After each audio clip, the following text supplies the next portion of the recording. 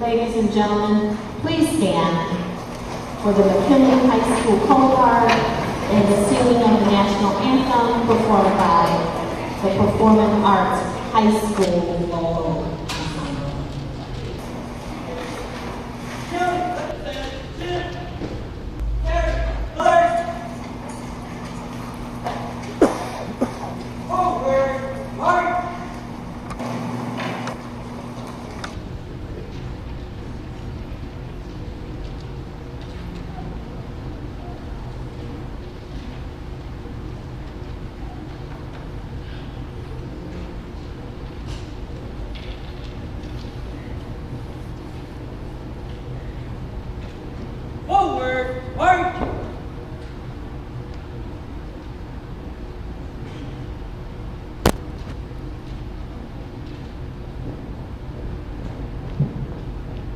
Colors, halt! Requesting permission to post the colors. Please post the colors. Halt!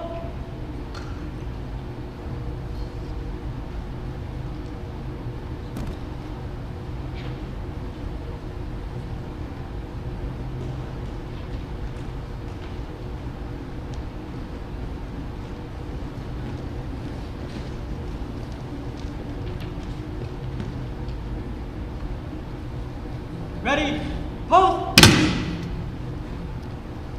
Present, art!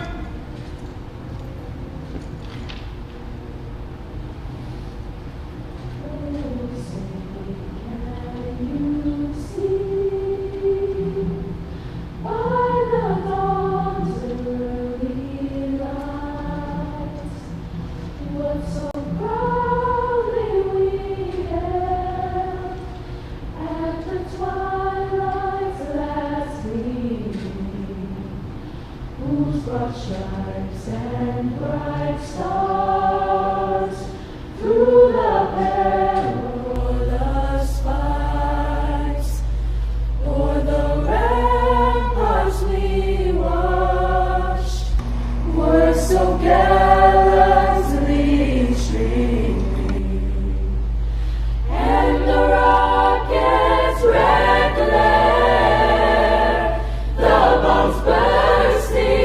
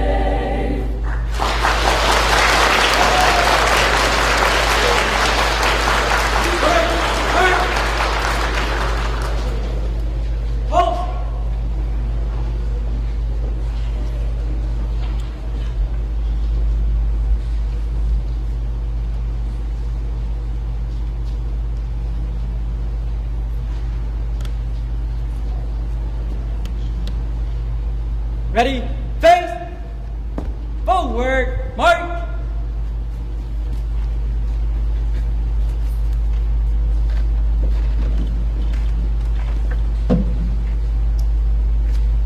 Please be seated.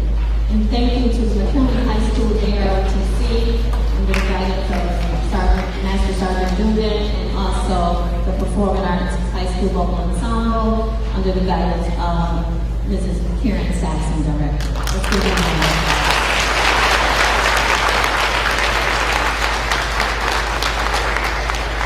Good morning and welcome, students, parents, teachers, principals, central office staff, esteemed Board of Education member, Dr. Teresa A. Harris-Tig, and community members to the 110th Richmond Speaking Contest of the Buffalo Public Schools. I am Fatima Morrell, the Assistant Superintendent of Curriculum, Assessment, and Instruction, and the Richmond Speaking Contest is one of my favorite programs of the entire year because it highlights the public speaking ability, skills, and talents of so many of our hardworking students. And to the students, I say to you today, there is no winning or losing today. You are all winners because you are here confidently representing your school today. I would like to recognize any other Board of Education members at this time, if there are any. Please raise your hand. Okay, thank you. I would also like to recognize our teacher coaches who work so hard with our students over so many weeks and months to ensure our students can perform their chosen oratory piece to the best of their abilities. Can we please stand, coaches, and let's give them a round of applause. Coaches.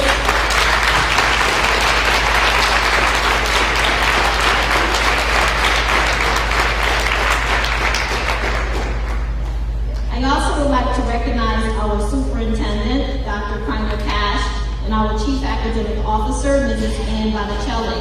Could our chief academic officer please stand? She's in the audience today.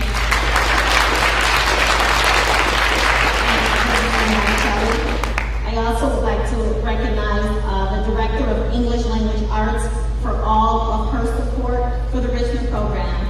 A very special thank you to our Board of Education member, Dr. Teresa Harris-Tegg, who took out time today to come and bring us opening remarks. I want to thank the Division of Curriculum, Assessment, and Instruction for everything that they have done. And also, I would like to thank Principal Crystal Barton for opening up the school and her support of the Richmond contest and for the success of the program. At this time, I would like to welcome our Board of Education Vice President of Student Achievement, Dr. Teresa Harris-Tegg, for her opening remarks. Thank you.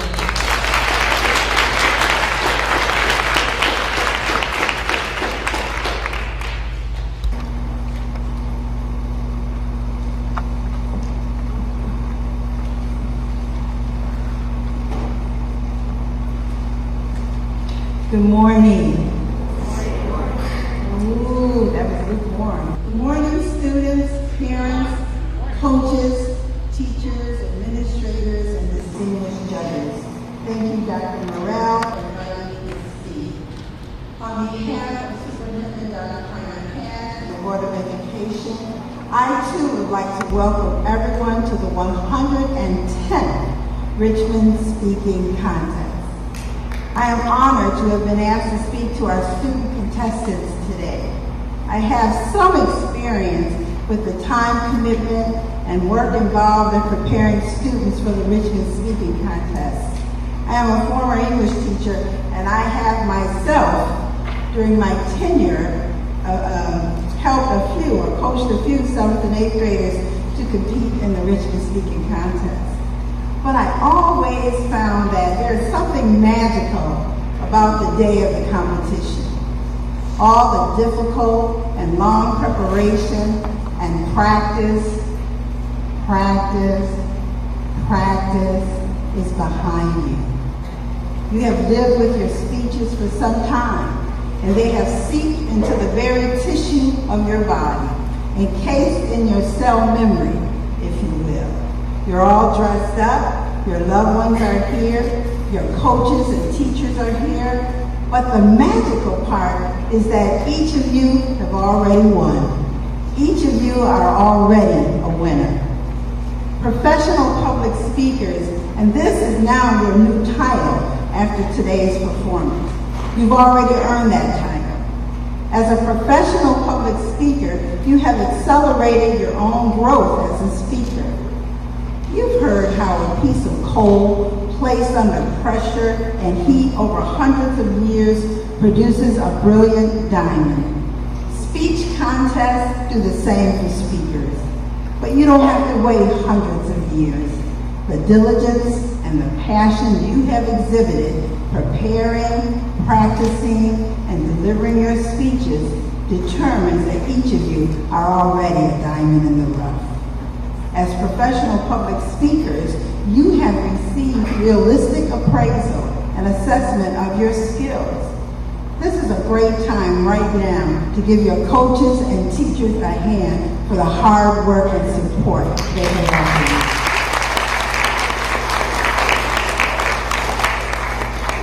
you. If we are to reach any destination, we need to know where we are at present, and we need to know where we're going to go.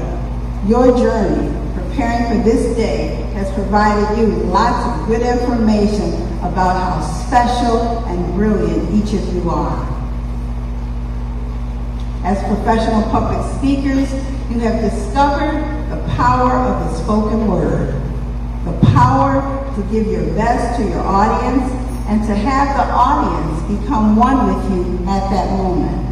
The power of the spoken word to influence, to inspire, to express for an audience feelings that are buried in them that they have not yet articulated. As professional public speakers, you have learned lessons that apply to every phase of your life. Speech contests can be like a lab for life, if you will. You've experienced the value of approaching a task as a committed student. You've learned the importance of having a coach or a mentor. You've learned how to receive a multitude of feedback, and you get to choose ones that are consistent with who you are and the message you want to share. You've learned the value of friends who encourage and believe in you. You've learned that practicing and carrying out every task is worth doing. Most of these insights don't come easily, not even for adults. But these insights will come sincerely because you have put yourself through the tough work, the courageous work that got you here today. These insights or lessons will just spill out over every facet of your life in the future, in high school, in college, in careers, with your family, and with your friends. And as important as anything else, you have honed your skills in the oral tradition. There's a long tradition in world culture of oral literature and oral history. Although the tradition is not unique to Africans, it is well established as a historical and social phenomenon in Black culture. Historically, it has allowed people to share stories and information from one generation to another. The oral tradition is used today in some urban high school classrooms where students use hip-hop, for example, to respond to literature or to learn a new concept. Oral communication is a prepared, purposeful presentation to increase knowledge, to foster understanding, and to promote change in listeners' attitudes, values, beliefs, and behaviors. Students, this is powerful.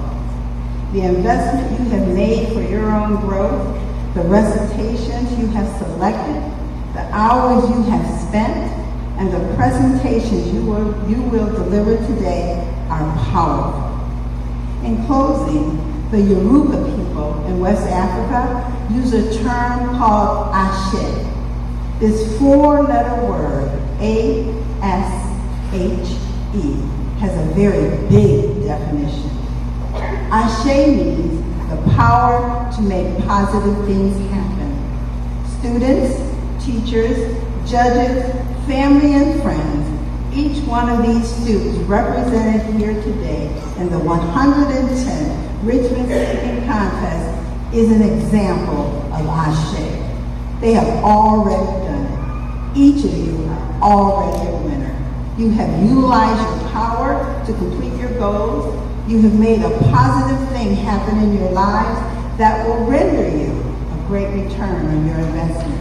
And this 110th Richmond Speaking Contest is in recognition and celebration of each of your accomplishments and the powerful work you have already done to get here today.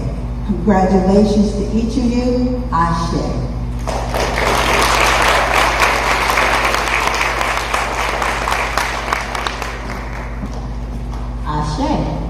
Thank you, Dr. Harris-Tech, for your warm remarks and your congratulatory remarks. At this time, we have other distinguished guests in our midst, our judges. And so at this time, I will take an opportunity to introduce them and then ask that they please stand after my introduction. So our judges today we have the Honorable Judge Craig D. Hanna with us.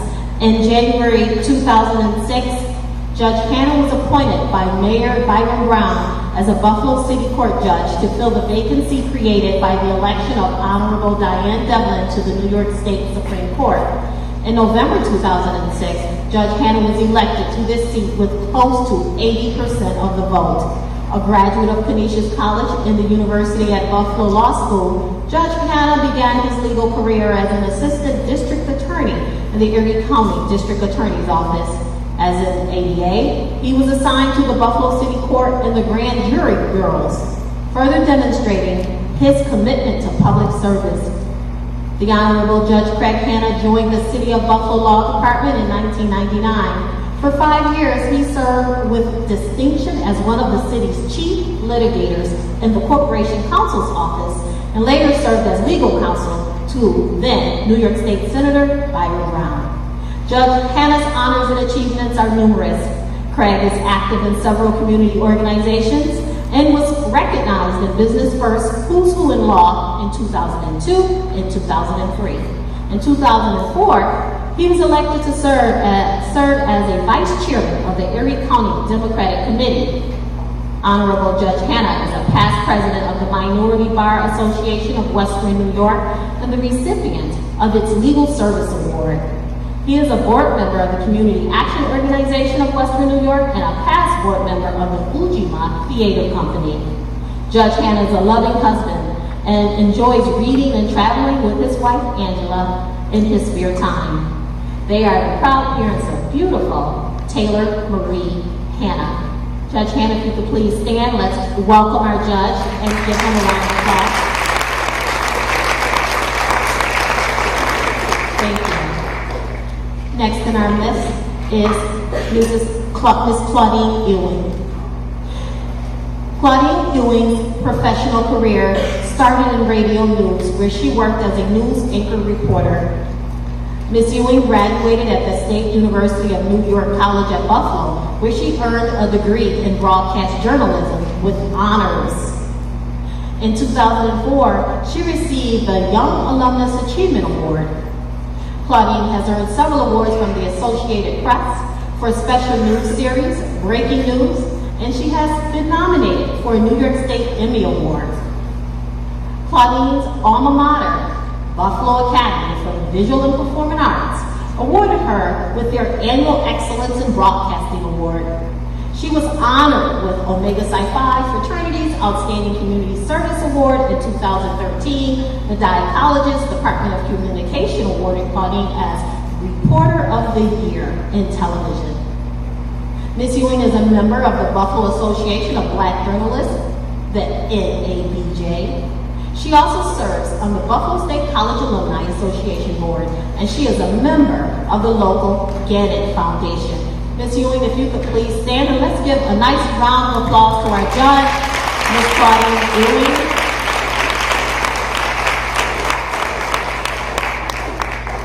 And last but certainly not least, Dr. Javon D. Hunter. Dr. Hunter is the Woodbills Endowed Chair for Urban Education in the School of Education and an associate professor in the Elementary Education and Reading Department at the State University, New York, Buffalo State, where his teaching and research interests are focused on ways literacy impacts urban learning environments that or misempower youth, their teachers, and their families. He is particularly focused upon using asset-oriented theories of learning, instruction, and professional development to transform educational outcomes for urban, middle, and high school youth. He has published in the English Journal Pedagogies.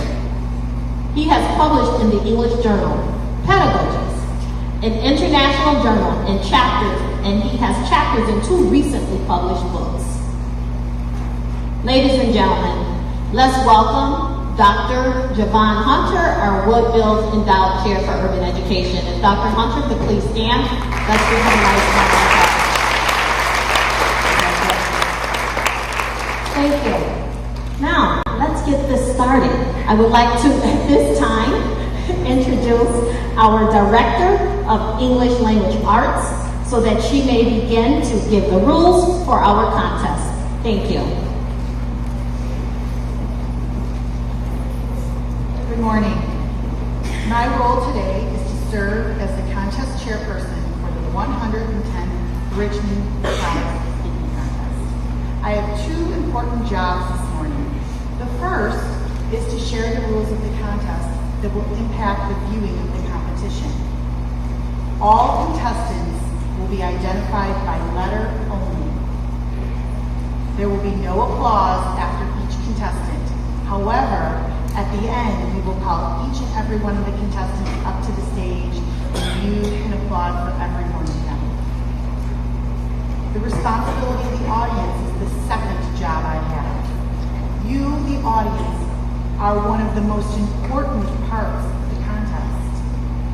You show your support and your encouragement for each contestant by your perfect patience and your active listening.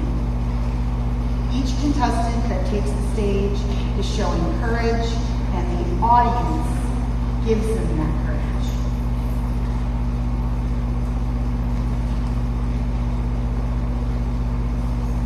I will now commence the 110th Richmond Speaking Contest. Speaker A, please take the stage.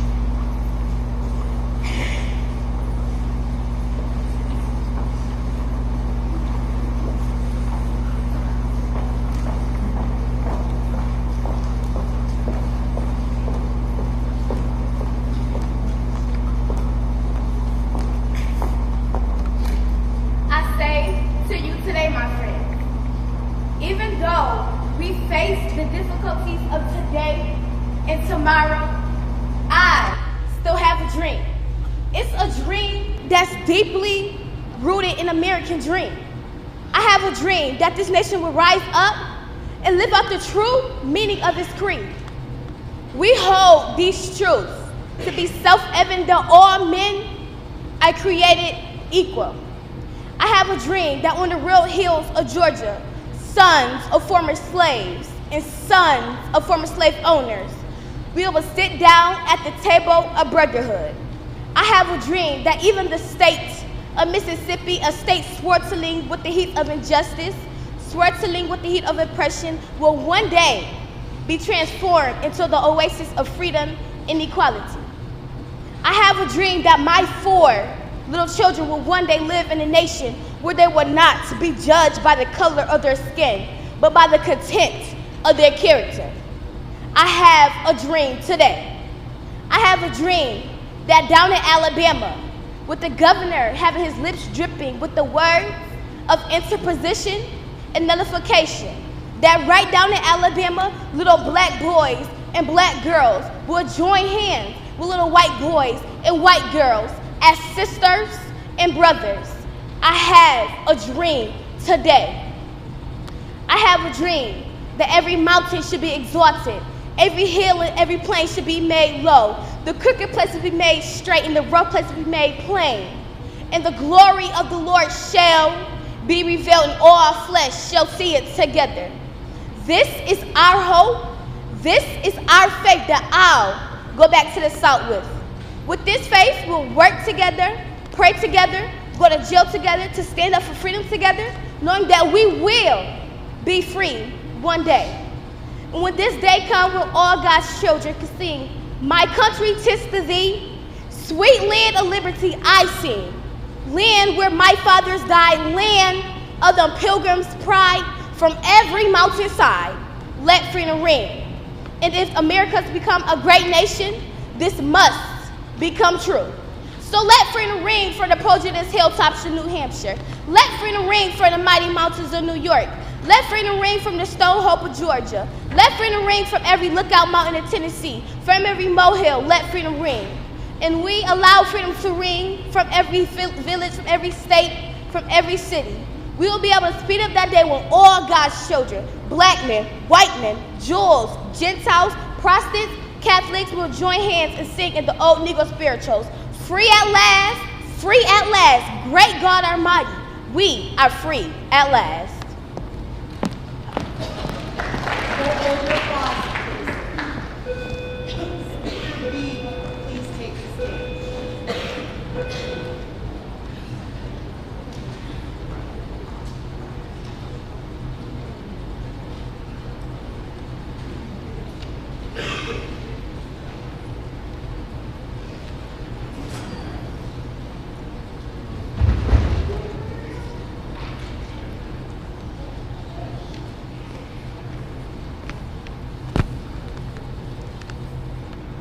Sometimes I know the words to say to give thanks for all you've done, but then they fly up and away as quickly as they come. How could I possibly thank you enough, the one that makes me owe, the one I owe my life, the forming of my soul, the one that took me in at night, the one that stopped my crying, the one who was expert at picking up when I was lying, the one who saw me off to school yet spent sad days alone, yet magically produced a smile as soon as I came home.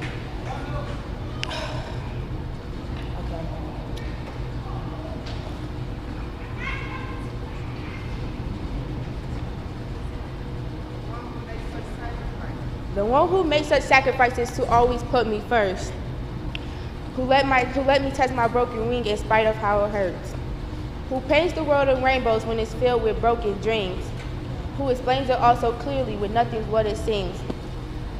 Are there any words to say? I find this question tough. Anything I want to say just doesn't seem enough.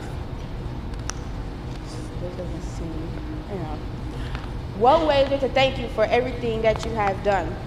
For 10,000 things you have done for oh so many years. For changing with me as I change, accepting all my flaws. Not loving me because you had to, but loving me just because. For not giving up on me when your wits reached its end. For always being proud of me. For being my best friend. And so I come to say the only thank you that is enough, the only thank you I can say is just clear in one way. Look before me. Do you see what I've become? Do you see yourself in me in the job that you have done? All your hopes and all your dreams has passed through me, transfers through me for so many years. And thanks for all your gifts, for everything you do, and thank you most of all, Mommy, for making dreams come true. Thank you, Speaker B. Speaker C, please take the stage.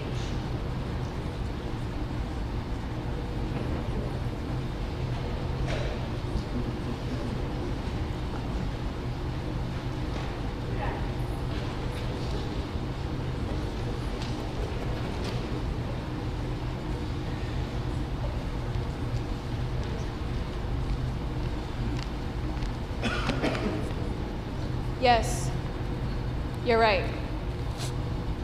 I have to toughen up. There's always someone who has it worse than me.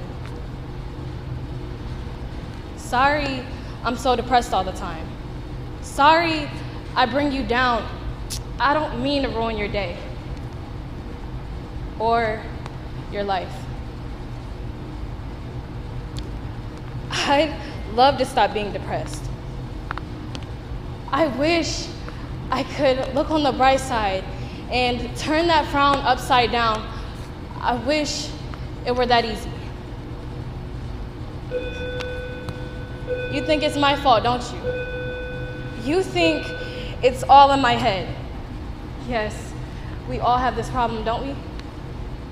We all get a little blue sometimes. I get very blue all the time.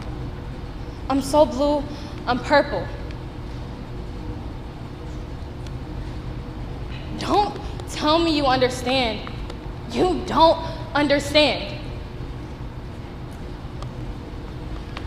Do you really know how this feels? Do you really know how this grips me inside and threatens to rip me apart? Do you know the weight that holds me down, a weight so powerful I can hardly move?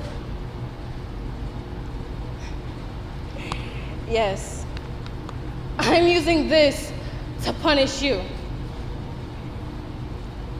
I am angry at you, so I'm acting this way to hurt you. I need to stop feeling sorry for myself. Me. Yeah, it's all about me. I want you to drop everything and focus on me. Sorry I even came out of my room. Oh yeah, a nice cup of tea will instantly cure me. Maybe if you put some strychnine in it.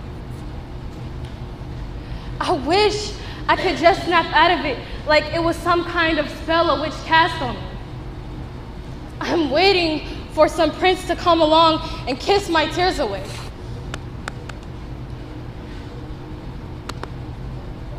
Don't worry. I won't say anything anymore. I didn't want to bring it up. I didn't want to talk about it anyway. I bet you're sorry you even asked how I was doing. How am I doing anyway? I'm hurting so bad. I wish there was something that could take away the pain. I can't handle this much longer. All I want to know is that I'm not alone.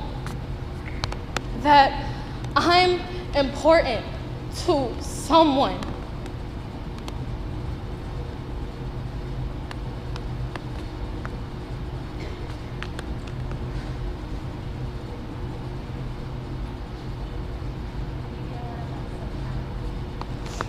Maybe I want to hug sometimes.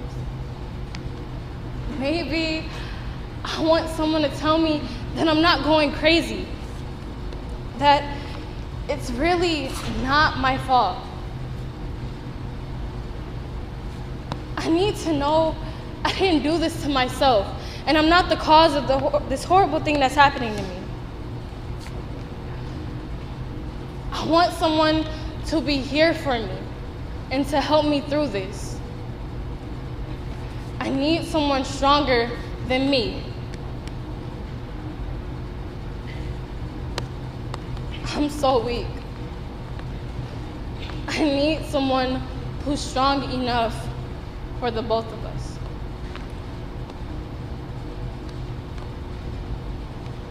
I need to know you'll be there for me. That you'll never give up on me. That you'll never leave me. That you'll never go away. And I need someone to help me not give up on myself.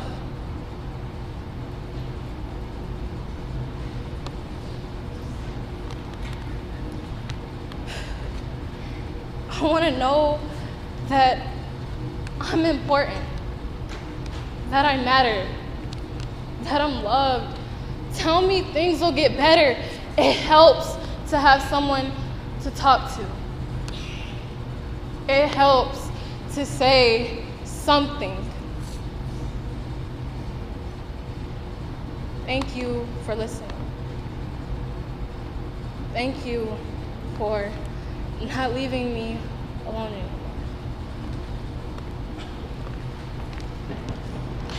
Thank you, Speaker D. C. My apologies. Speaker D. Please take the stage.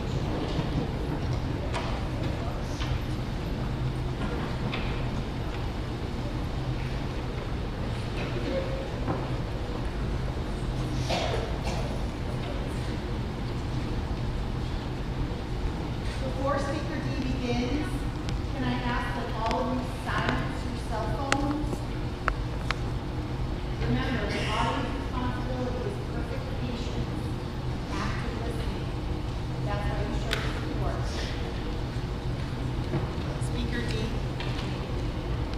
How does a bastard, orphan, son of a whore and a Scotsman, dropped in the middle of a forgotten spot in the Caribbean by pauper, just a pauper, Russian squalor, grow up to be a hero and a scholar?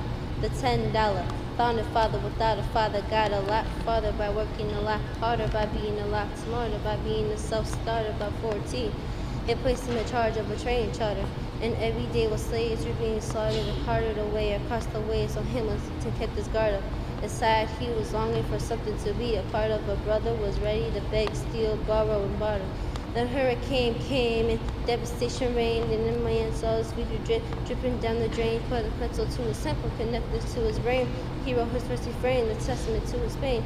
Well, the word got around. They said, this kid's insane, man. Took up a collection just to send him to the mainland. Get your education, don't forget from whence you came. And the world's gonna know your name. What's your name, man? Alexander Hamilton. My name is Alexander Hamilton. And there's a million things that I haven't done. But just you wait, just you wait. When he was 10, his father split, full of it, debt ridden 2 years. See Alex in his mother bedridden, half dead. Sitting there in their own sick, the scent thick. Alex got better, but his mother went quick. Moved in with the cousin committed suicide. Left him with nothing but ruin, pride. Something new inside a voice saying, Alex, he got a fed for himself. A son, retreating and reading, never retrieve his on the shelf. There wouldn't have been nothing left to do for someone less to sue. He would have been dead, destitute without a sense of restitution. Started working, clerking for his late mother's landlord. Traded sugar, cane, and rum, and all the things he can't afford. Scamming for every book he can get his hands on. Planning for the future as he stands on a bow of a ship, headed for a new land. In New York, you can be a new man. The ship is in the harbor now. See if you can spot him. Another immigrant coming up from the bottom. His enemies, the stories rep America, forgotten me. I'm the damn fool that shot him.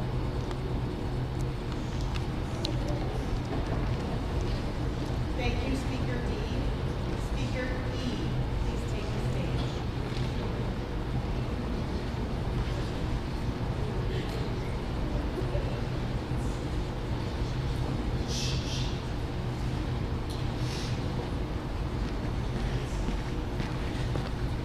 The Beautiful Ugly by Anonymous.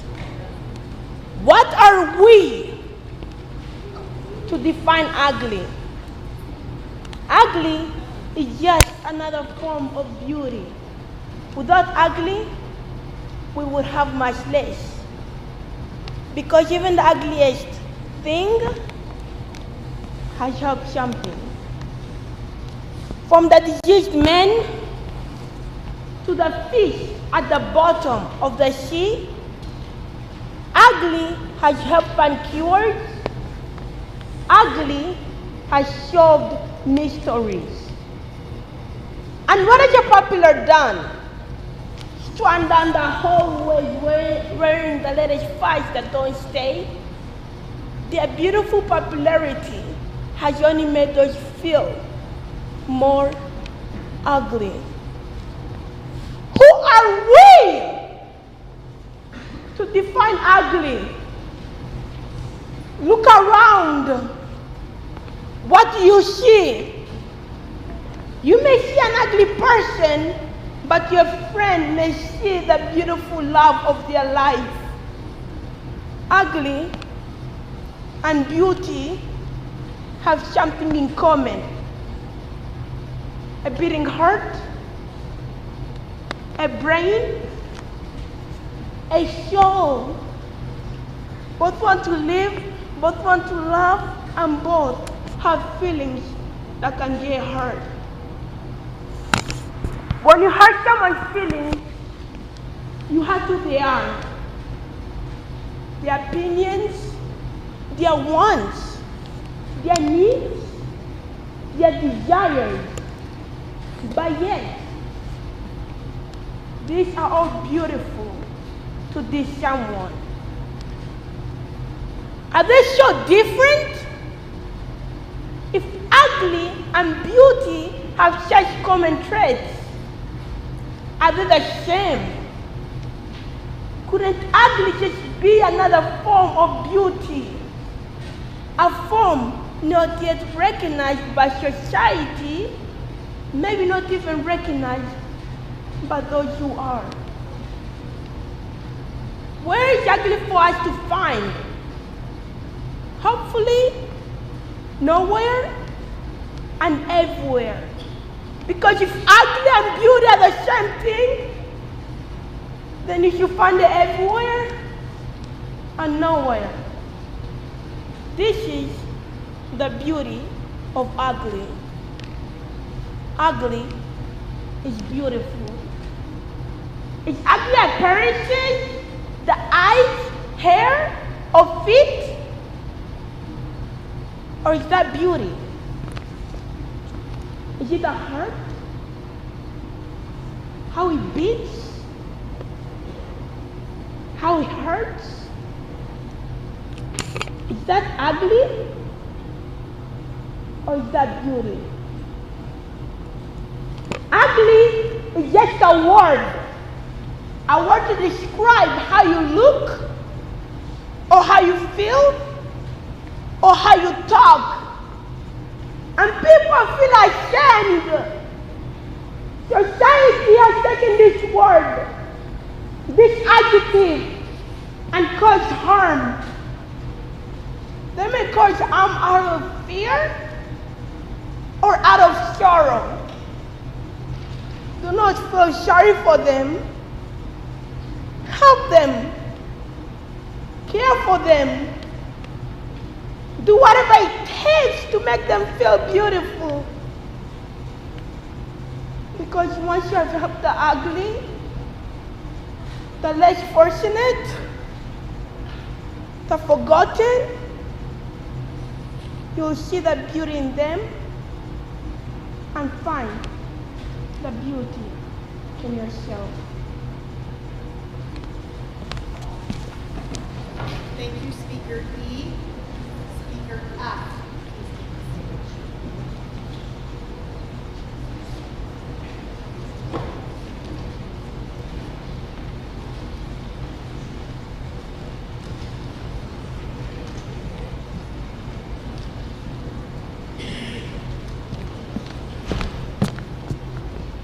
Still, I Rise by Maya Angelou. You may write me down in history with your bitter, twisted lies. You may tread me in the very dirt, but still, like dust, I'll rise. Does my sassiness upset you? Why are you beset with gloom? 'Cause I walk like I've got oil wells pumping in my living room, just like moons and like suns, with the certainty of tides. Just like hope springing high, still I'll rise. Did you want to see me broken? Bowed head, lowered eyes, shoulders falling down like teardrops, weakened by my soulful cries? Does my pettiness offend you? Don't you take it awful hard, 'cause I laugh like I've got gold mines digging in my own backyard. You may shoot me with your words. You may cut me with your eyes. You may kill me with your hatefulness, but still, like air, I'll rise.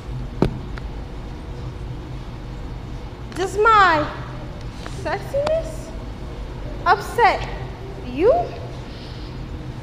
Does it come as a surprise? 'Cause I dance like I've got diamonds at the meeting of my thighs. Out of the husk of history shame, I'll rise. Up from a past that's rooted in pain, I'll rise. I am a black ocean, leaping and wild. Welling and swelling, I bear in the tide. Leaving behind nights of terror and fear, I'll rise into a daybreak that's wondrously clear. I'll rise, bringing the gifts that my ancestors gave.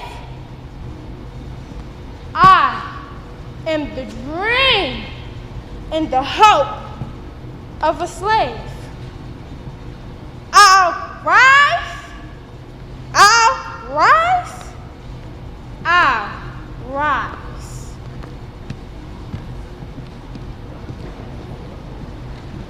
Thank you, Speaker F. Speaker G, please take the stage.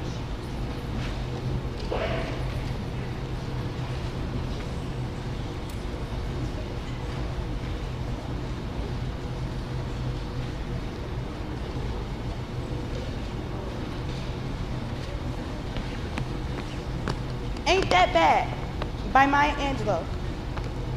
Dancing the funky chicken, eating ribs and tips, digging all the latest sounds, and drinking gin and sips. Putting down that do-rag, tighten up my fro, wrapping up in blackness. Don't I shine and glow? Hearing Stevie Wonder, cooking beans and rice, going to the opera, checking out Leontine Price. Get down, Jesse Jackson. Dance on, Alvin Alley. Talk, Miss Barbara Jordan. Groove, Miss Pearlie Bailey. Now ain't they bad? And ain't they black? And ain't they black? And ain't they bad? And ain't they bad? And ain't they black?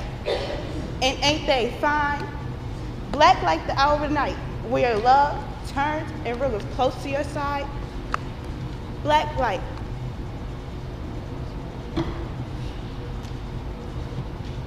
Black like the earth, which has given birth to nations when all else is gone, will abide. Bad as the storm that leaps raging from the heavens, bringing the welcome rain. Bad as the sun burning orange hot on midday, lifting the waters again. Arthur Ashe on the tennis court. Muhammad Ali in the ring. Andre Watts and Andrew Young. Black men doing their things. Dressed in purples, pinks, and greens. Exotic as rum and cokes. Living our lives with flashy style. And ain't we colorful folks? Now, ain't we bad? And ain't we black? And ain't we black? And ain't we bad? And ain't we bad? And ain't we black? And ain't we fine?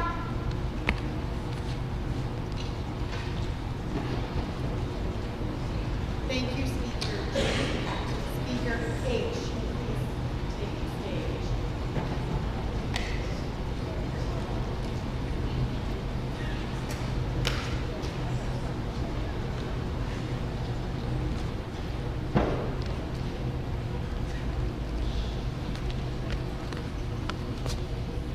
Why Do We Fall by Hans Zimmerman. Let me tell you something that you already know. The world ain't all sunshine and rainbows. It's a very mean and nasty place. And I don't care how tough you are. It will beat you to your knees and keep you there permanently if you let it. You, me, or nobody is going to hit as hard as life. Because it ain't about how hard you hit. It's about how hard you can get hit and keep moving forward. How much you can take and keep moving forward. That's how winning is done. Pain is temporary.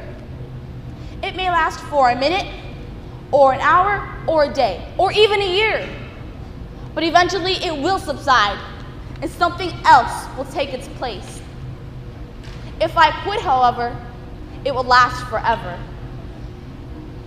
The margin for error is so small. I mean, 1/2 step too slow or too fast, and you don't quite make it. 1/2 second too early or too late, and you don't quite catch it. The inches we need are everywhere around us. And every break of the game, every minute and every second. You gotta dream. You gotta protect it. People who can't do something themselves, I wanna try and tell you that you can't do it. You want something? Go get it. Period. Don't be afraid to fail. You can't always win, but don't be afraid of making decisions. Now, most of you say you want to be successful, but you don't want it bad. You just kind of want it. You don't want it better than you want to party. You don't want it as much as you want to be cool. Most of you don't want success as much as you want to sleep. Our deepest fear is not that we are inadequate. It is that we are powerful beyond measure. It is our light, not our darkness, that most frightens us. You have to dig deep down and ask yourselves, who do you want to be? Figuring out for yourselves what makes you happy, no matter how crazy it may sound to other people. Make a choice. Just decide what it's going to be, who you're going to be, and how you're going to do it. Just decide. Why not? Why can't I be the MVP of the league? Why can't I be the best player in the league? I don't see why. Why? Why can't I do that? What did you say to the kid? It ain't about how hard you hit. It's about how hard you can get hit and keep moving forward. How much you can take and keep moving forward. Get up. Get up. Get up! But don't ever give up. We could stay down here and get the life kicked out of us. Or we could fight our way back into the light. We can climb out of the darkness, 1 inch at a time. Now, most of you won't be successful because when you're studying and you get tired, you quit. I don't do well in math. You're right. You ain't never studied. I'm not good at writing because you have never written before. If you're not making someone else's life better, then you're wasting your time. Don't cry to give up. Cry to keep going. Don't cry to quit. You're already in pain. You're already hurt. Get a reward from it. Now, if you know what you're worth, then go out and get what you're worth. But you have to be willing to take the hits and not point fingers saying, you ain't where you want to be because of him or her or anybody. Cowards do that, and that ain't you. You're better than that. Because every day is a new day. Every moment is a new moment. Now, you got to go and show them that I'm a different creature. Now, I'm going to show you how great I am. In the 17th chapter of St. Luke, it is written, the kingdom of God is within man. Not one man, nor a group of men, but in all men. In you. You, the people, have the power. The power to create machines. The power to create happiness. You, the people, have the power to make this life free and beautiful. To make this life a wonderful adventure. Now, what are you going to do? Because limits, like fears, are often just an illusion. Thank you, Speaker H. Speaker I, please take the stage.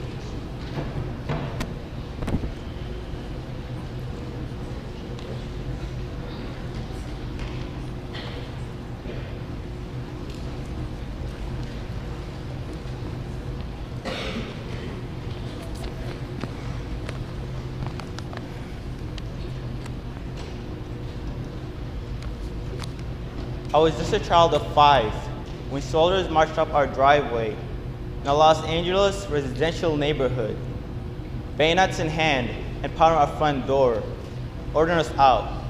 We were permitted only what we carry, no bedding, no pets. I remember my mother's tears as she and our father gathered us up. With our precious few belongings in hand, she was determined to bring a sewing machine, fearful that we'd need to make or mend clothes where we were headed. She wasn't sure the authority would allow her to take that single machine, so she kept it a secret, even from us. She managed, however, to pack few treats for us children for the long journey ahead. That was in 1942. Early that year, on February 19th, 95 years ago, this Sunday,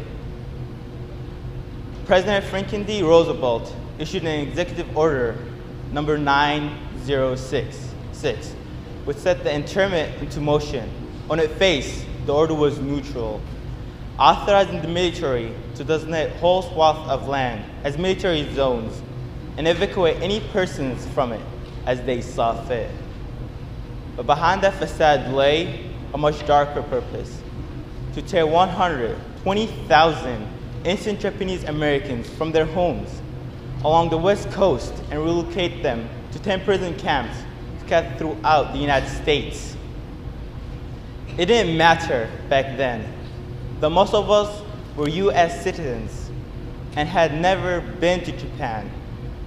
We're presumed guilty and held without charges for 4 years, simply because we happen to look like the people who had bombed Pearl Harbor. For that crime, we lost our homes, our livelihoods, and our freedoms. Every year, on February 19th, we Japanese Americans honor this day as Remembrance Day and renew our pledge to make sure what happened to us never happened again in America. I am always amazed and saddened that despite our decades-long efforts, so many young people today are not even aware that such a tragedy and miscarriage took place here. And I grew increasingly concerned that we are careening toward a future where such a thing would again be possible. A few months into his campaign, Donald Trump refused to outright reject the policy and feared that the underlay the internment. Instead, he suggested that it was a tough call and that he would have had to be there in order to know whether it was the wrong one. Trump ignored the inconvenient fact that not a single case of espionage or sabotage was ever proven against any attorney, and that the military itself admitted that there was never any evidence to support the sweeping policies. A few months later, a top Trump surrogate went on television and suggested that the internment might actually serve as a precedent for another Trump policy: the restoration of Muslim Americans in the database. I cannot help but hearing these words, terrible echo from the past. The internment happened because of 3 things: fear, prejudice, and a failure of political leadership.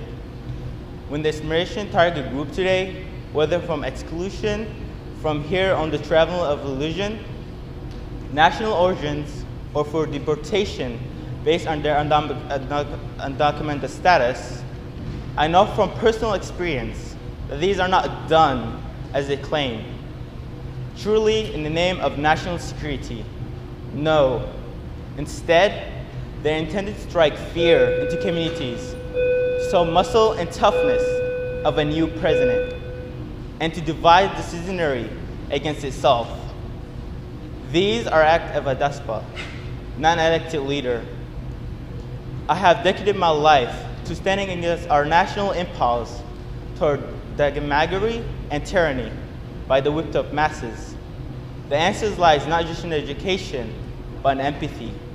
The false narrative that we all are here and in this together. We all are interdependent people, sharing a common bond of humanity. The most pernicious aspect of Trump policies is thus denial of these basic bonds and that humanity. I will not stand for it, and no people of good conscience should.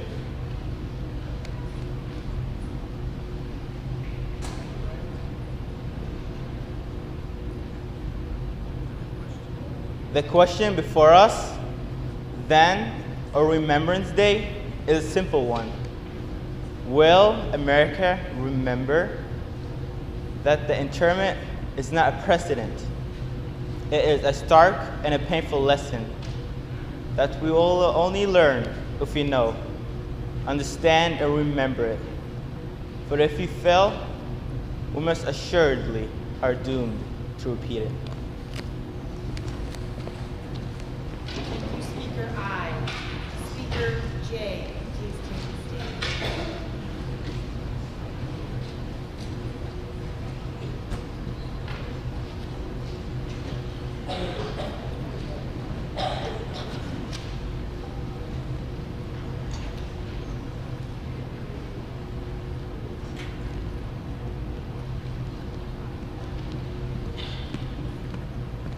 Cage Bird by Maya Angelou. A free bird leaps on the back of the wind and floats downstream to the current ends, and dips his wing in the orange sun rays and dares to claim the sky. But a bird that stalks down his narrow cage can seldom see through his bars of rage. His wings are clipped and his feet are tied, so he opens his throat to sing. A cage bird sings with a fearful trill of things unknown but longed for still. His tune is heard on a distant hill, for the cage bird sings for freedom. A free bird thinks of another breeze, and the trade wind soft through the sighing trees, and the fat worms waiting on a dawn bright lawn, so he names the sky his own. But a cage bird stands on the grave of dreams. His shadow shouts on a nightmare scream. His wings are clipped and his feet are tied, so he opens his throat to sing. A cage bird sings with a fearful trill of things unknown but longs for still. His tune is heard on a distant hill, for the cage bird sings for freedom. Mimi, a 14-year-old intelligent girl, often kept her talents confined because she was bullied. She was bullied by many, but Chelsea was the worst. She was like the cage bird Maya Angelou spoke about. When she would come upon Chelsea in the hallways, she would have panic attacks. One month, their high school had a talent show. Chelsea and her friend signed up for it, but the day before, Chelsea's friend got very ill and couldn't participate. That day, Chelsea ran from table to table asking if anybody knew how to do it. Mimi timidly raised her hand. Chelsea wanted to say something to her, but she knew Mimi was her only hope. That evening, Mimi and Chelsea practiced. Chelsea apologized for bullying her. They hugged. Mimi felt like there was weight being lifted off her shoulders. The next day, Chelsea and Mimi took the stage.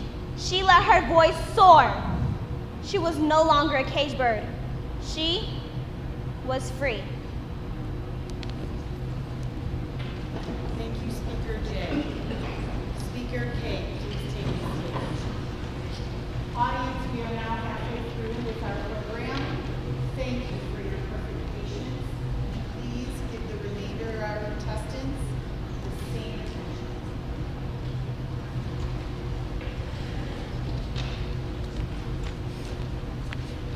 I just sued the school system by Prince EA. Albert Einstein once said, "Everybody's a genius, but if you judge a fish by its ability to climb a tree, it will live its whole life believing that it is stupid." Ladies and gentlemen of the jury, today on trial we have modern day schooling. Glad you can come. Not only does modern day schooling make fish climb trees, but also makes them climb down and do a 10-mile run. Tell me, school, are you proud of the things you've done? Turning millions of people into robots? Do you find that fun? Do you realize how many kids relate to that fish? Swimming upstream in class, never finding their gifts, thinking they are stupid and believing they are useless? Well, the time has come. No more excuses. I call school to the stand and accuse them of killing creativity, individuality, and being intellectually abusive. He's an ancient institution that has outlived his usage. So, Your Honor, this concludes my opening statement. And if I may present the evidence of my case, I will prove it. Exhibit A. Think of a modern-day phone. For example, an iPhone. Now think of a phone we used 150 years ago. Big difference, right? Stay with me. Imagine a car we use today and a car used 150 years ago. Big difference, right? Well, get this. Imagine a class we use today and a class we used 150 years ago. They're exactly the same. And yet you claim to prepare students for the future? Well, with evidence like that, I must ask, do you prepare students for the future or the past? I did a background check on you and let the record show that you were made to train people to work in factories, which explains why you put them in straight rows, nice and neat, tell them to sit still, raise your hand if you want to speak, give them a short break to eat, and for 8 hours a day, tell them what to think. Oh, and make them compete to get an A, a letter which determines product quality. Hint, grade A of meat. I get it. Back then, times were different. I myself am no Gandhi. But today, we don't need to make robot zombies. The world has progressed, and now we need people who think creatively, innovatively, critically, independently, with the ability to connect. You see, every scientist will tell you no two brains are the same, and every parent with 2 or more children will confirm that claim. So please explain why you treat students like cookie cutter frames or snapback hats, given the one-size-fits-all nonsense. But if the doctor prescribed the exact same medicine to all of his patients, the results would be tragic. So many people would get sick, and yet when it comes to school, this is exactly what happens. This educational malpractice, where one teacher stands in front of 20 kids, each one having different strengths, different needs, different gifts, and different dreams, and you teach the same thing the same way? That's horrific. Ladies and gentlemen of the jury, the defendant should not be acquitted. This may be one of the worst criminal offenses ever to be committed. And let's mention the way you treat your employees. I mean, teachers have the most important job on the planet, yet they are underpaid. No wonder so many students are shortchanged. Let's be honest. Teachers should earn just as much as doctors, because a doctor can perform heart surgery and save the life of a kid. But a great teacher can reach that heart of that kid and allow him to truly live. See, teachers are heroes that often get blamed, but they're not the problem. They work in a system without many options or rights. Curriculums are made by policymakers, most of whom who haven't taught a single day in their life, just obsessed with standardized tests. They think bubbling a multiple choice will determine success. That's outlandish. Ladies and gentlemen of the jury, if we continue down this road, the results would be lethal. I don't have much faith in school, but I do have faith in the people. I know this sounds like a dream, but countries like Finland are doing impressive things. They have shorter school days, teachers make a decent wage, and they focus on collaboration instead of competition. While students are 20% of our population, they are 100% of our future. There is no telling in what we can achieve, so let's attend their dreams.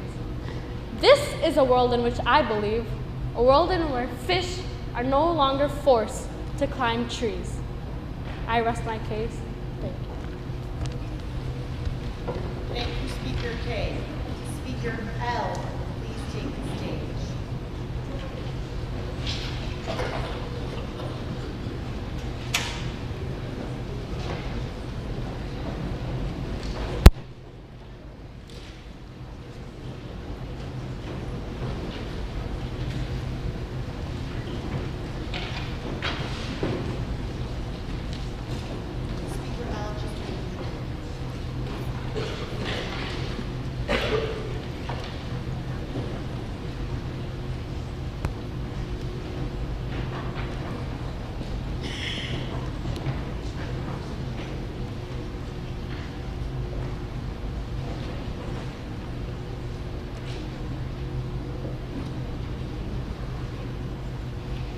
Stand Up by Joseph Arnold. Stand up. You can do it. Do you have a dream? You have to stop at nothing to make your dreams possible. It's alive in you. Anything you want in life is possible. There's no such thing as forget it. You want to be an actor, dancer, singer, musician, entrepreneur? Be it. Live it. Do it. Act on what is in your heart and soul. Don't wait for time to pass and slip through your fingers and live in regret. Do it now. Stand up. Listen to me. I've been knocked down and around my whole life, man. I get knocked down each day, but each day, I get back up. I've had people deeply dear to me rip my heart apart, and people I looked up to and admired stomp me down. But I've always kept moving. There's always a way to work your way under someone's shoe hole. If you keep moving and you're still breathing, and if you're still breathing, then you can have another at that. Don't ever stop. It's so important for all of us to follow our dreams, to follow what we love to do, and what we believe in. Stop listening to people, stop letting people tell you it can't be done. Because it obviously can. Whatever that little thing inside yourself is, don't keep it in anymore. Act on it. Please. Why? Because the world needs you to. Find what you are good at and exceed on it.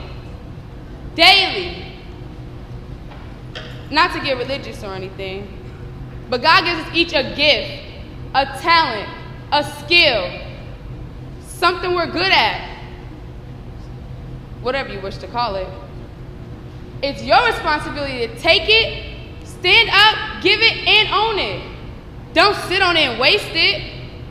Live your life, take the hard knocks. But if you can just move one little centimeter towards it, you're that much closer. Don't let the world stomp on you. When it pushes you, push it back, harder. Want it. Stand up. And when you get there, work even harder to make it possible. Thank you. Thank you, Speaker L. Speaker M, please take the stage.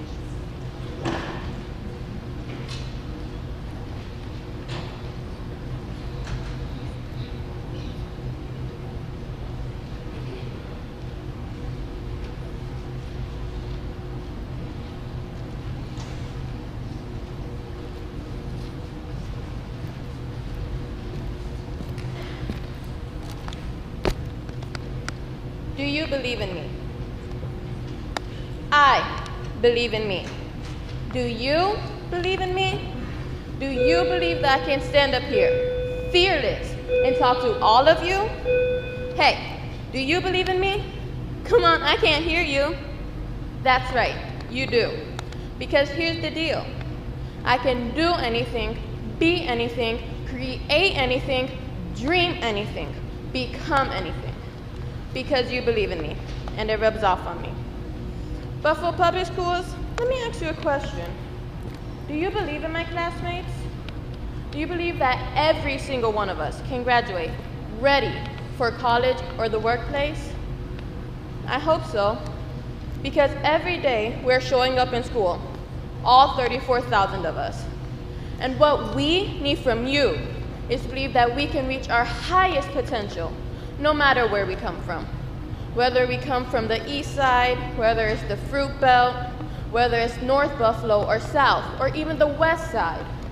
Whether we're Black, Latino, or Latina, like myself, whether we speak English, Arabic, Burmese, or any other language. What we need from you is to push us towards success in all that we do. You better not give up on us. No, you better not. Because in some cases, as you know, you're all we've got. You're the ones who feed us, who wipe our tears, who hold our hands or even give us a hug when we need it. You're the ones who love us when sometimes it feels like no one else does, and when we need it most. Please, don't give up on my classmates. Teachers, do you believe in your colleagues? Do you? I hope so, because they came to your school because they wanted to make a difference too. Believe in them, trust them, and even lean on them when times get tough. We all know we kids can make it sometimes rough. Am I right? Am I right? Can I get an amen? So whether you're a counselor or a librarian, a teacher's assistant, or you work in the front office, whether you serve up meals in the cafeteria, my favorite, or help keep the halls clean, or whether you're a teacher or a principal, an administrator, and of course our superintendent, we need you. We need you now more than ever. Please believe in your colleagues. But do you believe in yourself? Do you believe that what you're doing is helping to shape not just my generation, but that of my children's and my children's children? Do you believe that what you're doing is helping to shape what we will become?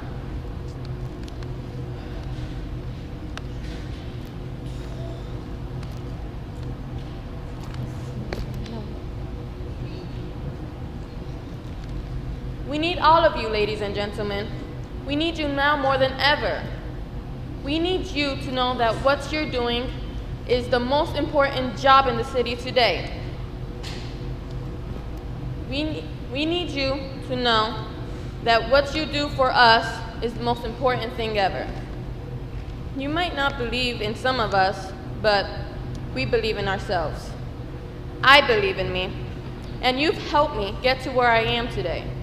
I want to thank you for what you've done for me and for so many others. Thank you.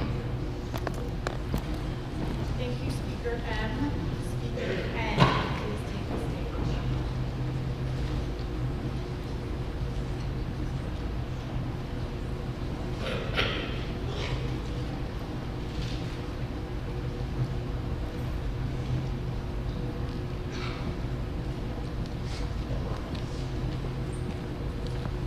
An excerpt from Let America Be America Again by Langston Hughes. Let America be America again. Let it be the dream it used to be. Let it be that pioneer on the plain, seeking a home where he himself is free. America never was America to me. Let America be the dream that the dreamers dreamt. Let it be that great, strong land of love where never kings connive, nor tyrants scheme that any man be crushed by one above. It never was America to me. Oh, let my land be a land where liberty is crowned with no post-patriotic grief. But opportunity is real, and life is free. Equality is in the air we breathe. There's never been equality for me, nor freedom in this homeland of the free. Say, who are you that mumbles in the dark? And who are you that draws your veil across the stars? I am the poor, white, fooled and pushed apart. I am the Negro, bearing slavery scars. I am the red man driven from the land. I am the immigrant, clutching to the hope I seek and finding the same old stupid plan of dog eat dog, of mighty crush the weak. I am the young man full of strength and hope, tangled in that ancient, endless chain of profit, power, gain, of grab the land, of grab the gold, of grab the way that satisfy need, of work the make, of take the pay, of owning everything for one's own greed. I am the farmer, bondsman to the soil. I am the worker, sold to the machine. I am the Negro, servant to you all. I am the people, humble, hungry, mean. Hungry yet today despite the dream. Beaten yet today all pioneers, I am the man who never got ahead. The poorest worker, battered through the years. Yet I am the one who dreamt our basic dream. In the old world, while still a serf of kings, who dreamt the dream. So brave, so strong, and so true. Yet today, its mighty daring sings. In every brick and stone, in every full turn that's made America the land it's become. Oh, I am the man who sailed those early seas in search of what I meant to be my home. I am the one who left dark Ireland shores, and England's plain, and Portland's grassy lea, and torn from a black Africa strand, I came to build a homeland of the free.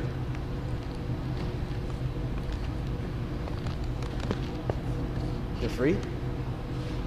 Who said the free? Not me. Surely not me. The millions on release today, the millions shot down when we strike, the millions who have nothing for our pay, for all the dreams we've dreamt, the songs we've sung, the hopes we've held, and flags we've hung. The millions who have nothing for our pay except the dream that's almost dead today. Oh yes, I say it plain. America never was America to me. And yet, with this oath, I swear, America will be. Thank you. Thank you, contestant 1 and contestant O. Please take the stage.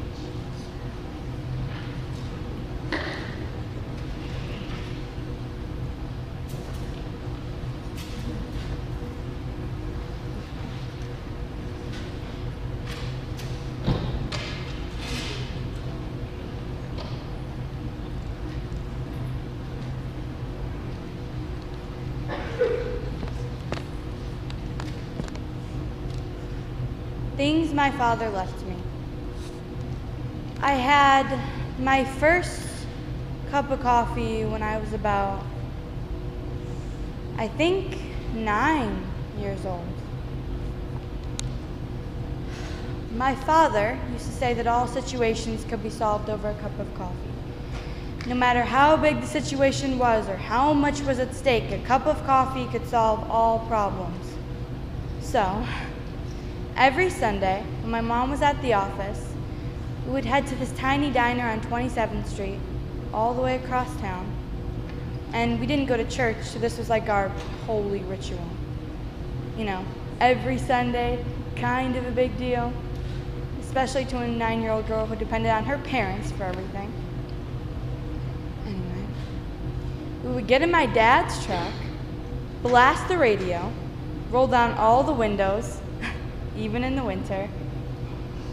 And when we get to the restaurant, we'd sit in our usual booth on opposite sides, and Tiffany, our waitress, would come by and we'd order our usual.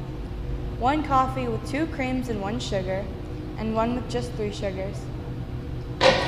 We drink them slowly. Sometimes we'd order pancakes with side of bacon extra crispy, like my dad likes.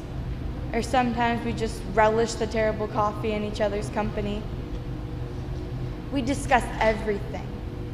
School, politics, religion, law, history, pretty much anything I'd want to talk about. And he'd always listen to me. Tiffany would come by once to refill our glass and give me a fresh chocolate chip cookie. And my dad would write her a little note with a smiley face on it and tip her 30%. She'd come by and grab the check and we'd wink at each other. I loved when we did that. And we did that till I was like 13. That's what I hate about growing up. Losing all the old habits you had when you were a kid, growing out of them. Anyway, when we finished our coffee, we would go back to my dad's truck and the windows would still be rolled down and the music would still be blasting. And when we drive home, I'd run around the house for hours, hopped up on caffeine. My mom was furious. She thought it would stunt my growth or give me high cholesterol or something. I didn't find out till I was 15 that I'd been drinking decaf the whole time.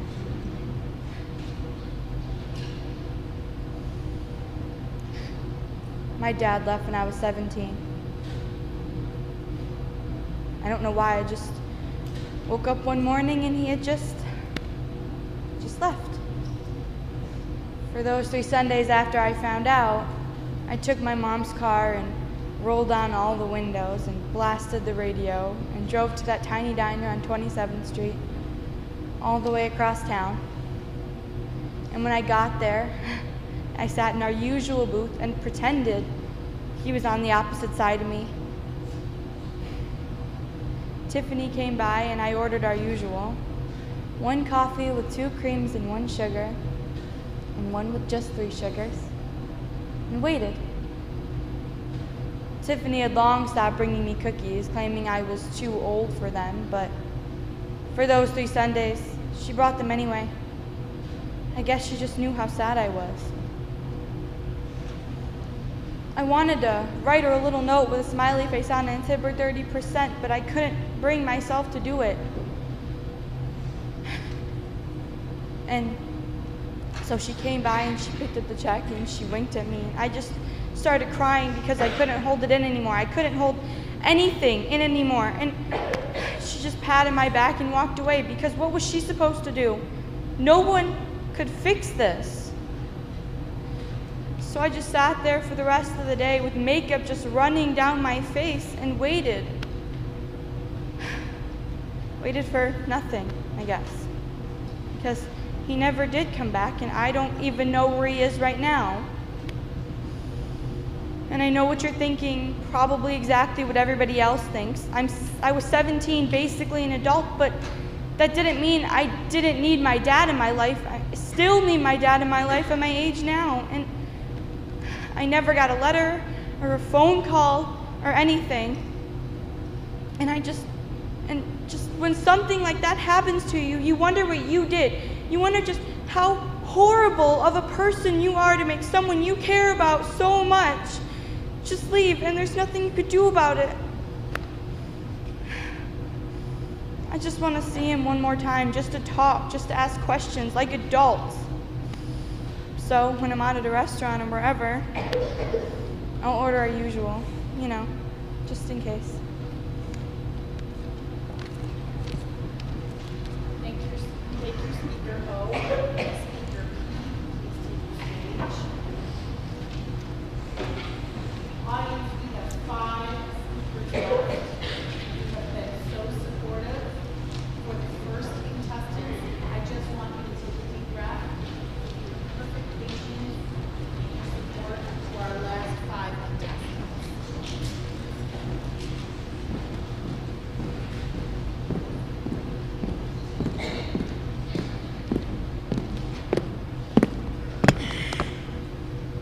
They say I'm not the average black girl because I'm so well-spoken, poised, full of etiquette, a white man's token. I remember my ex's mother telling me I didn't know how I was going to react when we brought home a black girl. But I like you because you talk so white. Well, when did me talking right equate to me talking white? They say I'm not the average black girl. No, not the average black girl. Because the pigment of my skin is just a shade brighter than that black girl over there. You know that black girl over there.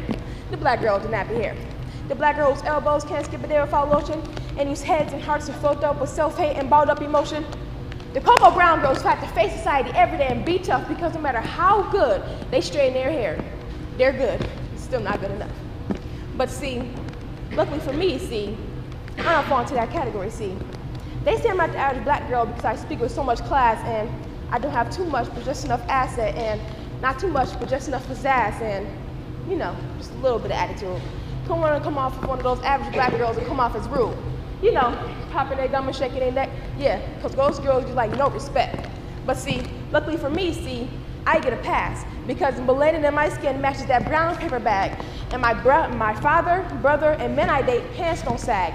And when I talk, my tongue pronounces every syllable. And the comb part down the middle of my hair is naturally visible. Oh, it must be a weave, or she must be mixed, because y'all know them black girls ain't got that good. Or when I walk to a room full of white men, they all stare. It must be the long limbs of my unaverage black girl hair. They say I was the average black girl when I corrected the professor when he used the word conversate. Converse.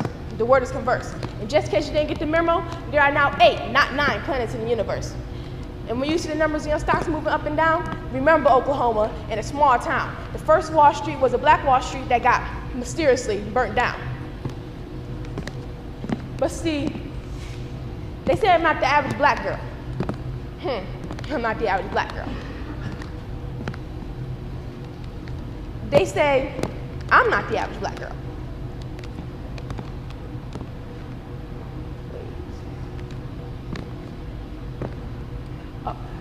They say I'm not the average black girl. Well, let's flip this script and rewind this. We paint the lines that have blurred over time because the average black girl that I know, made 19 trips to the Underground Railroad to free slaves, sat on segregated buses, refused to get up and pave new ways. Because the average black girl that I know are people like Diane Nash, Oprah Winfrey, and Miss Fannie Lou Harper. But do you think the ones who say I'm not the average black girl even care? No. So pardon me if I can openly accept your compliments. It's just the average black girl that I know. See, the average black girl that I know had courage to pass every fear and fought for justice and equality year after year. So pardon me as I shed a tear because I'm not half the black girl she was. I am not half the black girl she was.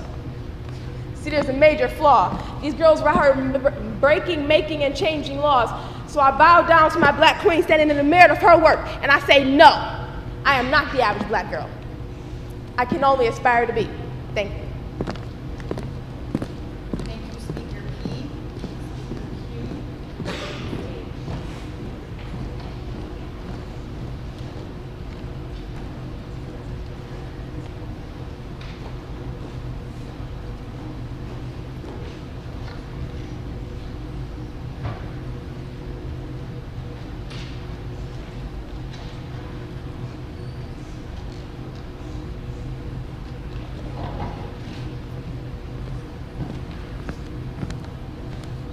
Echoes in history. Don't tell me words don't matter. I have a dream. Just words. We hold these truths to be self-evident, that all men are created equal. Just words. We have nothing to fear but fear itself. Just words. Just speeches. It's true that speeches don't solve all problems. But what is also true is that if we can inspire our country to believe again, it won't matter about the different plans or policies we have in place. So that's why I'm running for the President of the United States. And that's why we just won 8 elections straight, because the American people want to believe in a change again. So don't tell me words don't matter. And even though we face the difficulties of today and tomorrow, I still have a dream. It is a dream that is deeply rooted in the American dream. I have a dream that one day this nation will rise up and live out the true meaning of its creed. We hold these truths to be self-evident, that all men are created equal. I have a dream that one day in the red hills of Georgia, sons of former slaves and sons of former slave owners will be able to sit down together at a table of brotherhood. I have a dream that one day, the state of Mississippi, a state sweltering with the heat of injustice, sweltering with the heat of oppression, will turn into an oasis of freedom and justice. I have a dream that one day, my 4 little children will live in a nation where they will not be judged by the color of their skin, but by the content of their character. I have a dream today. I have a dream that one day, down in Alabama, with these vicious racists, with this governor having his lips dripping with the words of interposition and nullification. One day right there in Alabama, little black boys and black girls will join hands with little white boys and white girls as sisters and brothers. I have a dream today. I have a dream that one day every valley shall be exalted, every hill and mountain shall be made low. The rough places will be made plain, and the crooked places will be made straight. And the glory of the Lord will see it together, and all flesh shall see it through. So let freedom ring from the prejudiced hilltops of New Hampshire. Free at last, free at last. Thank God Almighty, we are free at last. Just words, words. Did you know every 3 seconds in one of the world's most poorest countries, a child dies of extreme poverty? Every 3 seconds, they die from hunger, malaria, or TB. Dies from lack of drugs that we here in the United States can buy from a pharmacy. Every 3 seconds, dead. Just like that, they're dead. Every 3 seconds, somebody's son, somebody's daughter, somebody's future is gone. Today we're calling on the 8 most powerful world leaders to end this daily tragedy. With just a stroke of a pen, 8 men can make a world of a difference of millions of lives of people. So let's do more than speak just words. Thank you, Speaker King. Speaker Carr.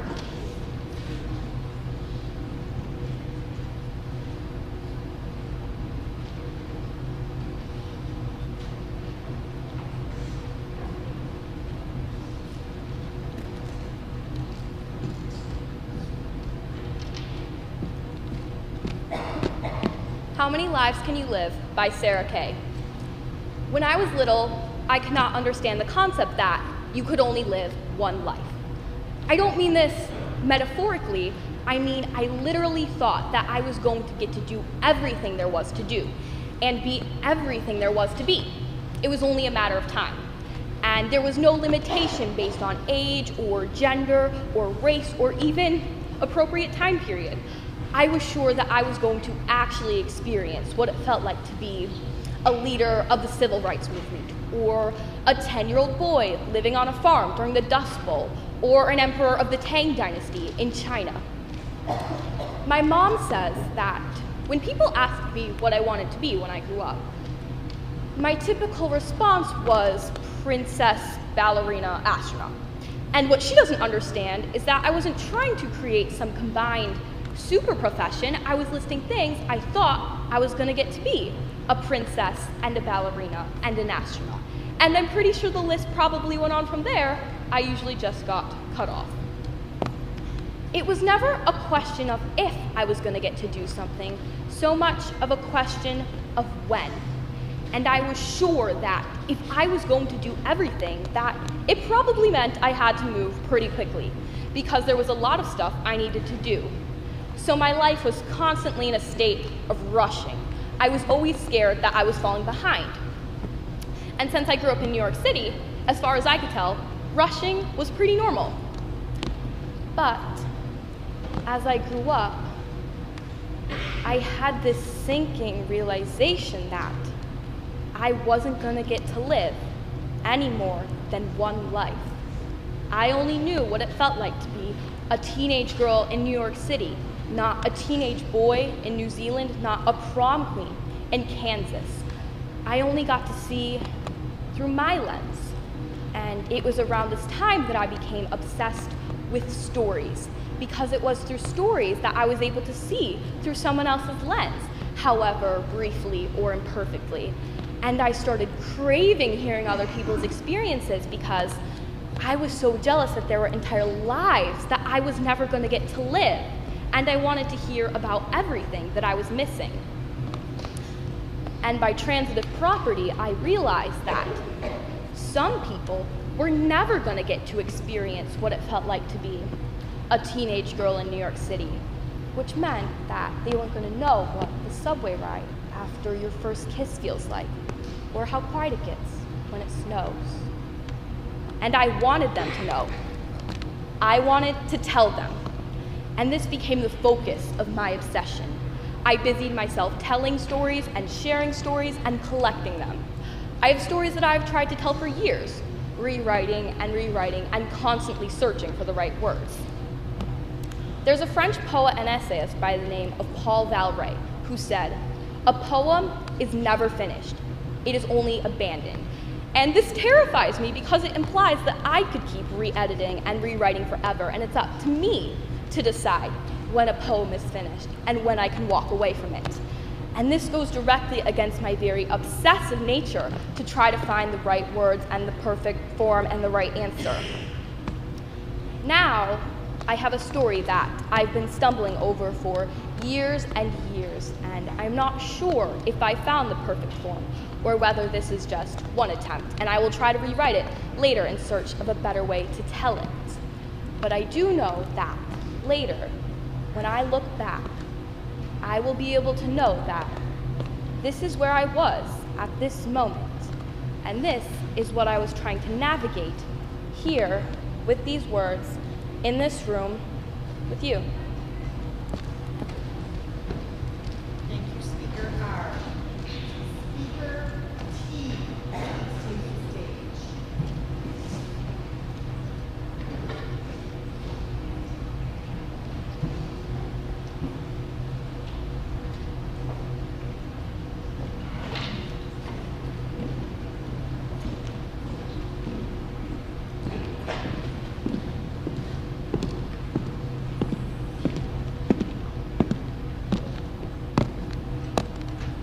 An old story is told of an African king who had a friend with whom he grew up.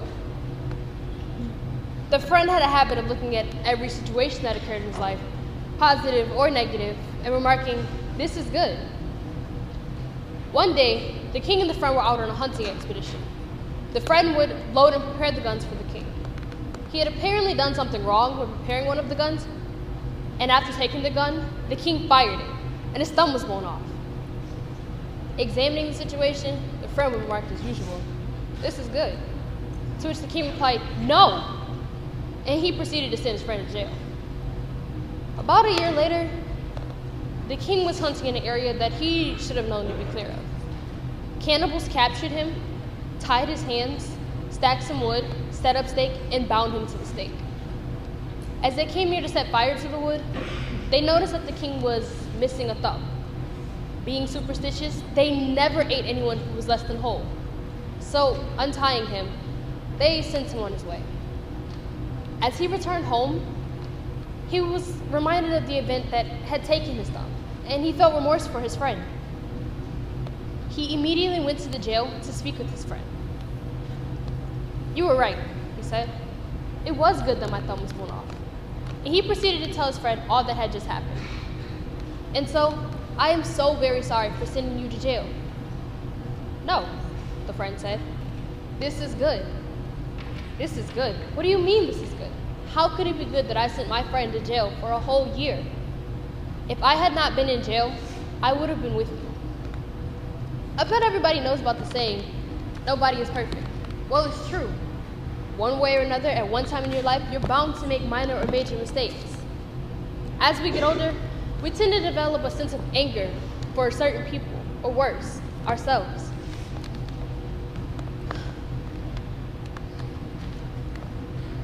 Just like in the parable of the unfaithful woman, Jesus tried to pass a stone to anyone who had no sin, and they would cast it to the accused. He said, "He who has no sin may cast the first stone." No one dared to do so. This goes to show that no one is infallible. Everyone makes mistakes. Just learn to forgive yourself. That's the first step. What is done in the past cannot be undone. We cannot change our past, but we can mold the future today. There's no point in crying over spilled milk. Besides, what good would that do, right? Stop looking at it with regret and start listing down paths that led you to make that mistake. Now that you've evaluated the problem and you've listed down paths that led you to make that mistake, change your path. Don't make the same mistake again. The first time you made the mistake, it was unintentional. But if it happens again, then you chose for that to happen. Be smart enough to learn the laws of cause and effect. There's something that caused you to make that mistake. Just recognize it and avoid it. Mistakes show you your weaknesses and your skills, so you know what you need to work on to make yourself better. Hating yourself and others will not make you better as a person. It will only make you distrusting and paranoid. Even though you know what you are as a person, you're happy with what you've become, there's always room for improvement. There's never anyone who's just perfect. No one is perfect. Everyone makes mistakes. Just be sure to remember that everything happens for a reason. And forgive yourself. A mistake may seem like a catastrophic thing to you now, but it all depends on how you look at things. A mistake may be something you never forget, a haunting memory. But deep down inside, you are still beautiful, no matter how much you mess up or how bad things get. Just stay true to yourself, because yourself is beautiful. I promise. Thank you, Speaker T. Speaker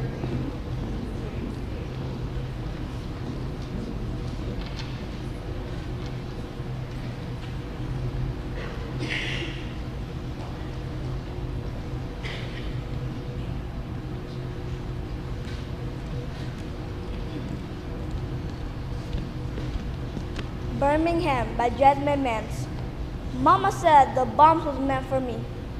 I think it was meant for Pastor Martin because he be having them dreams. Maybe those white men didn't know that little black girls we be going to church too, and we be folding our hand, praying and taking communion just like their daughters. Maybe if I wore my church shoes, the bad men would never have came for me. I knew they matched my dress, but they would just be hurting my feet. I'd be thinking, maybe God was too busy trying to protect Martin think about me. I ain't never asked for this dream. But some sacrifice comes without permission. That God can always protect you from the boogeyman. So some baby girl will reach the pearly gates and she won't be handled. But what did I do? I never asked for indignation. All I wanted was a pair of old skates, maybe an extra piece of cake at dinner time. Mama said that some man will just be too guilty to climb instant with Christ. But what did I do? Mama said that it only took one man to die for the sin of this entire world. So how did that man let this church trouble into my soul? And I remember there being enough holy water to stop the smoke or to calm the burning. I remember bones crushed too fine to ever be recycled anything more than no more. Mama said that some man will just be too guilty to climb instant with Christ. I ain't never asked him to you. I never wanted to play with the white girls. Mama said that she felt bad for those girls because they was crying for their mama. Mama said the bombs was meant for me. I think it was meant for Pastor Martin. Thank you, Speaker Yu. At this time, we bring all of our contestants to the ring.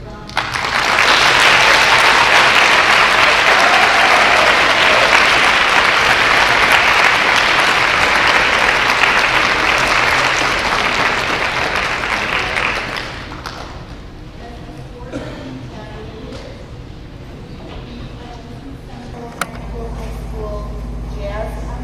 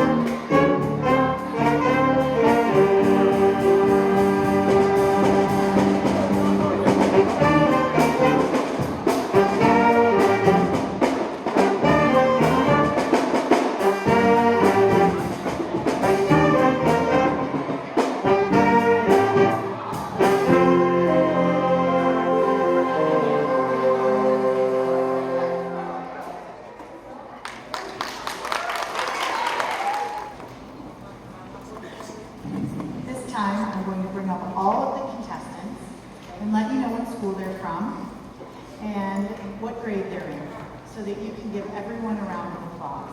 I denied you in the beginning. Okay?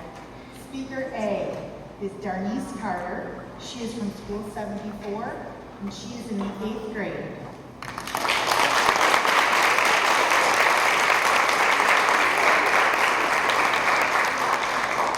Speaker B is Leah Fogel. She is from School 97, and she is in the 7th grade.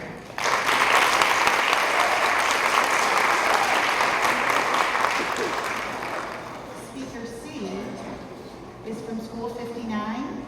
She is an 8th grader, Asia Loin.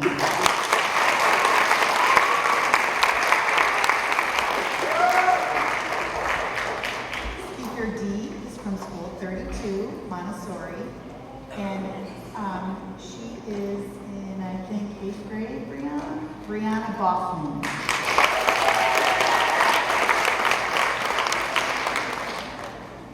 Speaker E is from School 94. She's an 8th grader, Kinja Bagala.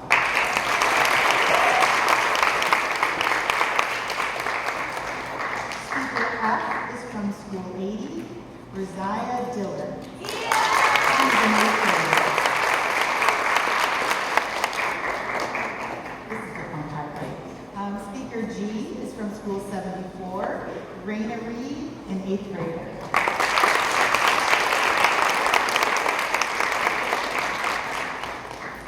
Speaker H is from School 72, Michaela Nunley, an 8th grader.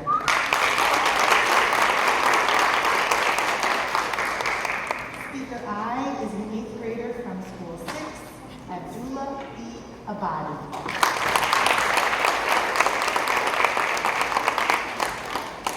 Speaker J is from School 72, 7th grader, Tiana Rodriguez Santiago.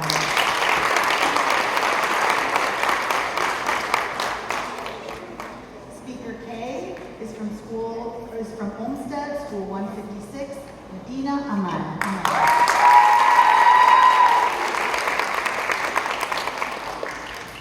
Speaker L is from School 94, 8th grader, Aaliyah Foster.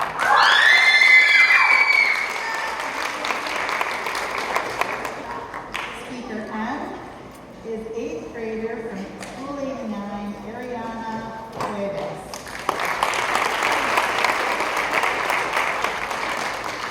N is from School 80, 8th grader Zaire Safford.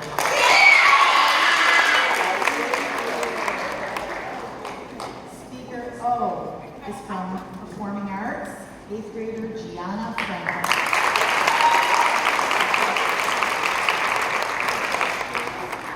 Speaker P is an 8th grader from School 31, Ayana Lee.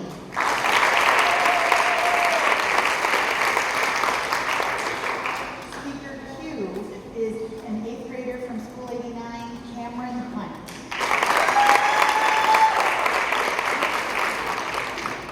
Speaker R is also from Olmsted, 8th grader Annabelle Dig.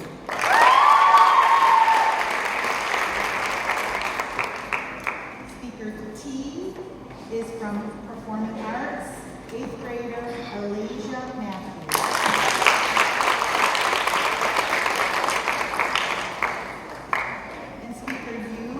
From School 31, 8th grader Zenenowit Burnham.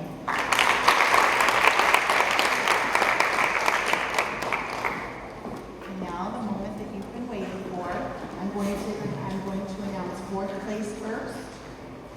4th place is be presented to Speaker E from School 94, Kinja Bagala.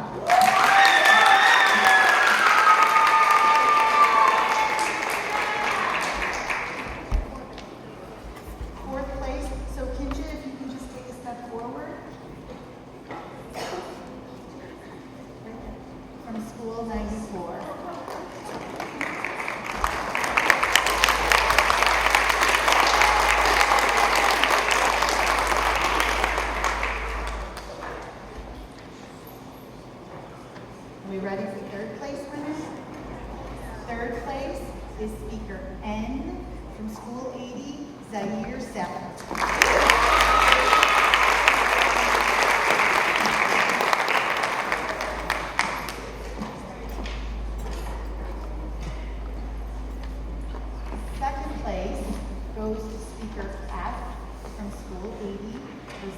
did.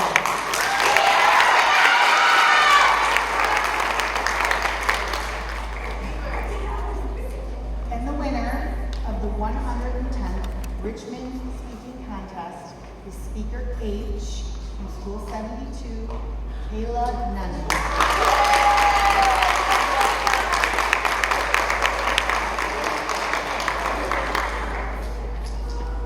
Please give all of our contestants.